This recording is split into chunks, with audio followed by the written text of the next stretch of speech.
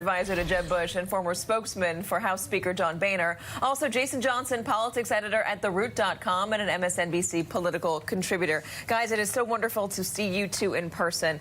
Michael, let's start with you since this is the Republican health care bill. This amendment is trying its best to find a middle ground between the conservatives of the party with this Ted Cruz amendment and the moderates. But is it going to get someone like Susan Collins on board? Is it going to get Senator Murkowski on board? Well, I think we're inching towards the finish line, and you're seeing changes on both sides. The Cruz language to help with the harder line conservatives, and changes like additional resources for the opioid epidemic, additional resources for stabilization of these state exchanges, helping with more moderate members. So that's the conversation that they're having right now. Cuts to Medicaid, though, still, and that was Medicaid is on an unsustainable path right now. There've got to be changes in the long-term trajectory of the program if it's going to survive. Jason? Basically, they kept some of the Obama taxes so they can pay off the senators who are on the fence. That's what this boils down to.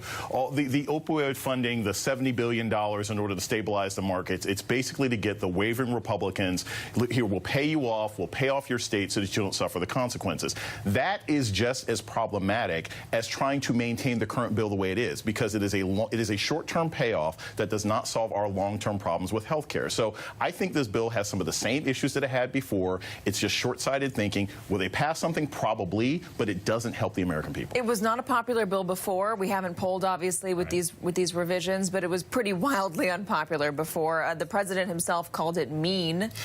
That was the House version. This is a different version. I think that we're going to see continued improvement both in the perception of the legislation and in the factual matter. And these aren't payoffs to individual senators. These are provisions that help populations in states across the country. What if you don't see improvement in the public polling on this bill? What if constituents still go to these town halls and say, absolutely not, please don't take away my health care? What if you see somebody go up to Shelley Moore Capito in West Virginia and show her a picture of her daughter and say, Obamacare saved my daughter's life. Please don't take it away from me.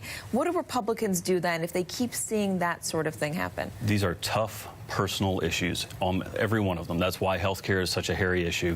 These are promises that we have made to the American people, and in each change to this bill, it gets better for the people that it's trying to help. Jason, what are Democrats going to bring to the table on this? There's a really good fact about some of these changes and the removal of regulations that are happening. The third leading cause of death in America is actually medical error.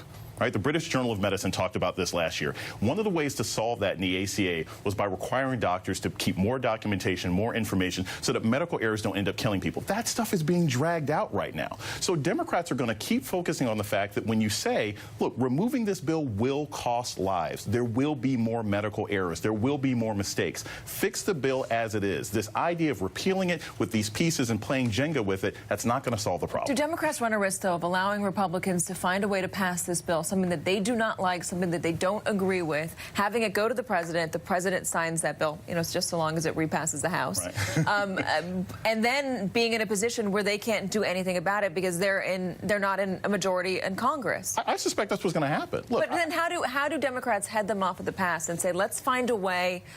Let's find a way to make sure that we can protect our constituents. To be perfectly honest, if the Democrats who I speak to, quietly, cynically, they almost want this to pass. They almost want this to pass and blow up in the president's face so that they can do better next year. That's horrible, though, Of course it's horrible. It's just as horrible as Ted Cruz's amendment. I think both sides have been so polarized by this bill. The Democrats have realized we can't do anything about it. Might as well let them fail. The Republicans want to destroy this bill no matter what. And it doesn't seem to either side is overly concerned with what's at best for the American people. Well, and I think the Democrats are damned if they do, damned if they don't. They either think that the bill will pass and Republicans will be blamed, or the bill will not pass, Republicans will be blamed for dysfunction, and Obamacare will continue this death spiral, which will eventually allow them to offer single-payer, socialized-style medicine. So part of the problem that your former boss had in Congress was the Tea Party caucus, the Freedom Caucus coming along and saying no to absolutely everything. They couldn't find just a moderate consensus.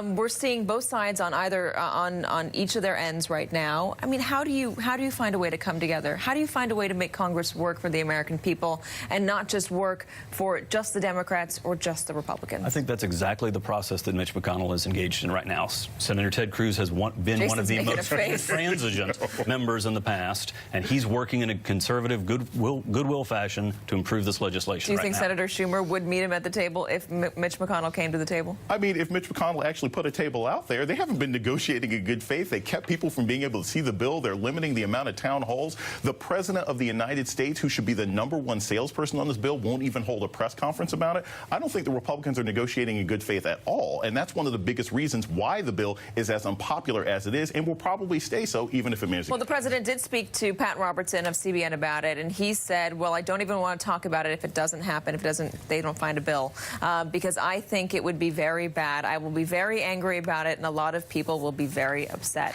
And with that, gentlemen, I have to leave it here. Thank you for the spirited debate. Thank you for not reaching over and, I don't know, clobbering one another. Does that happen? We'd both be covered by the ACA. Not a concern. Michael